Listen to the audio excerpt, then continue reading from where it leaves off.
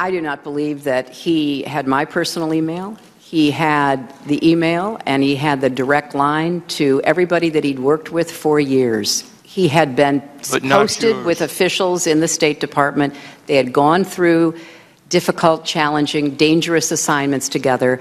He was in constant contact with people. Yes, he and the people working for him asked for more security. Some of those requests were approved, others were not. All right, ladies and gentlemen, of course, Hillary Clinton there testifying and talking about former Ambassador Chris Stevens, who, of course, was murdered in Benghazi on 9/11. And joining us now, this time in studio, for the second time, though, is Lydie Denier. She's former fiancé of Ambassador Chris Stevens, actress, model. So good to see you. Good to see you, too. And it's so good that you're continuing to speak out. You wrote another piece that people could find at TUCK magazine online.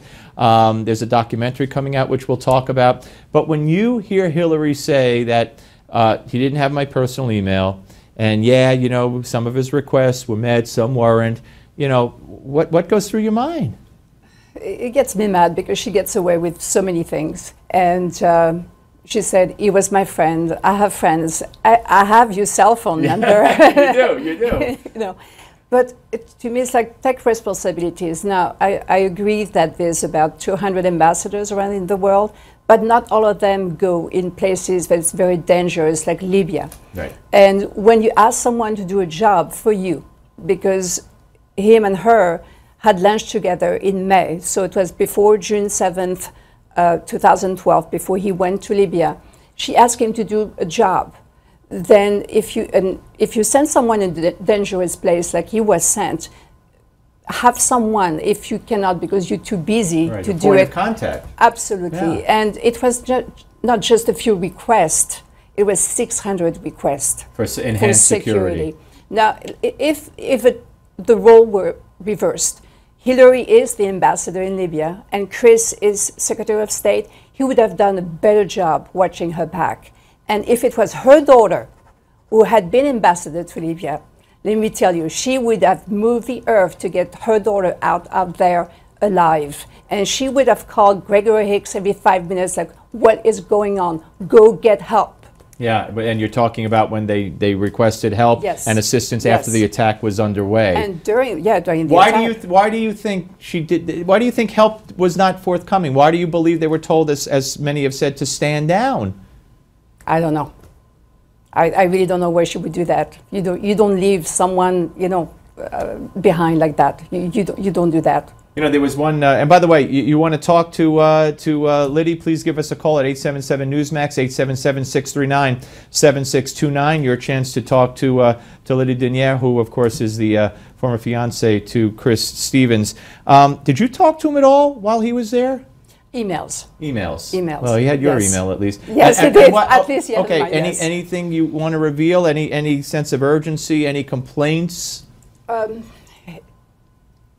He was not going to finish his term as ambassador because it was getting too dangerous. He was going to choose to leave. He was going to choose to leave. Yes, so he will have stayed 2 years, and that's it. Unfortunately, he didn't get the chance to do it. It was getting too tough, and he was 52 years old when he died, and life. He wanted something else. Yeah. Now you talked about in the first article that you wrote the shock at hearing the report and the dreading that it was him, and it turned out to be him. But do you feel we know enough, and should we know more as American citizens about how he died? Because, we see the blood-stained hand on a wall. We don't know whose that is in his quarters. We see the body carried around. They said it went to a hospital. We hear there's all kinds of rumors and innuendos about horrific circumstances. Do you want to know more? Should America's people know more? They should know more. They should know more because that should not happen. Not nowadays. Maybe 100 years ago, it's... Not in this age. Not in this age. Yeah. No, definitely not. So they should know more. He was a great guy. He was a true Arabist. I mean, these days, not too many people have talked fondly about the Arab world. He did. he truly, truly loved the Arab world. Let me get to a phone call or two with Lydie Denier right here and go to Margaret from Idaho Falls, Idaho. Hello, Margaret. Hello, how are you? Good, good, good. Go right to Lydie. Go ahead. Okay, I wanted to say many, many years ago, Hillary Clinton went to Jackson. She came to Idaho on a plane, and I was elated to see her. I absolutely would have done anything to have met her, face to face. However, after the Benghazi thing happened, I'll tell you what, I have spun completely 100,000 spins around, and I wouldn't do anything for that woman. I am so sorry that this happened to your husband. She just, Fiancé, I mean, yeah, I am so sorry that this happened to all those guys because it shouldn't have. Well, she should have been a bigger person. Well, let me ask you, Lydie, and thank you very much, Margaret. Again, 877 Newsmax, 877-639-7629. Do you believe that enough people understand Hillary's role in Benghazi? Do you think that that's an old issue and people know about it, or that you need to keep speaking out and others need to keep speaking out?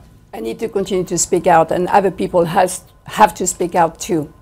The parents of the ones who were slain? The parents, the friends, members, yeah. the co-workers. Yeah.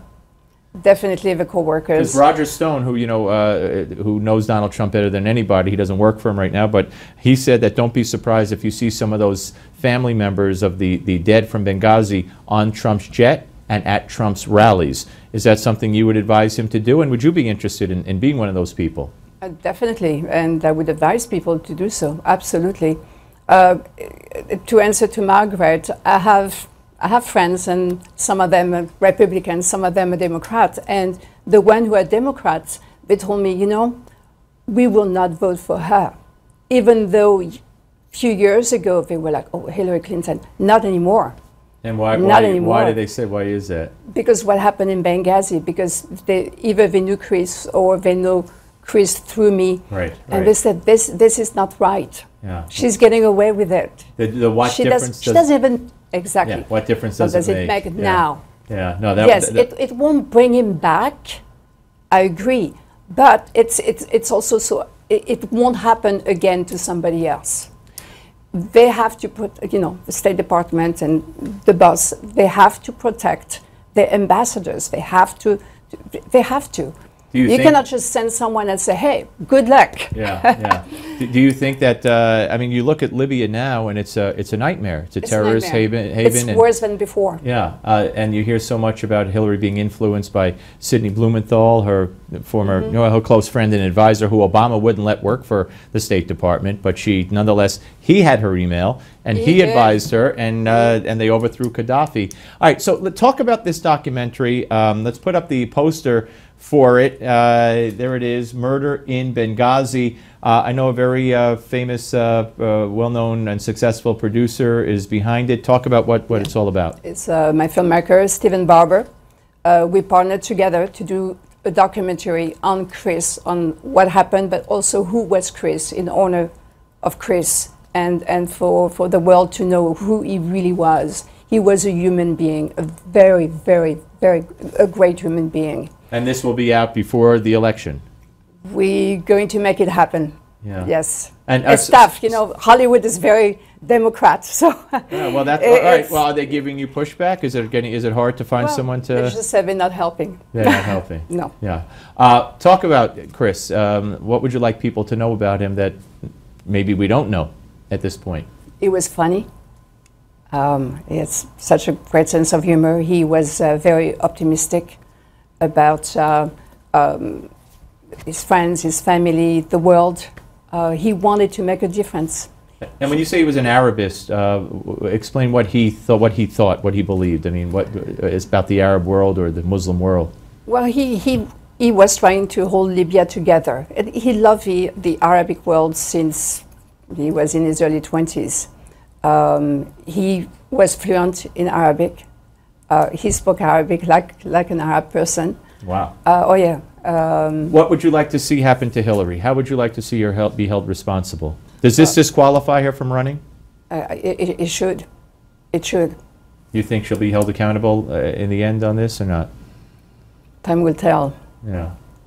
It is so great to see you. You have a website or anything you want to, go to tuckmagazine.com and people Tuck can find... Magazine and they'll find me. Okay, Yes. great. Lydie Denier, ladies and gentlemen, and watch for her documentary, Murder in Benghazi, the Ambassador Chris Stevens story coming between now and November, as soon as Hollywood loosens up just a little bit. All right, up next, John Bachman will be here. Give me 5, and an ending to this show that's going to send chills up and down your spine in a good way. Don't go away. We're coming back.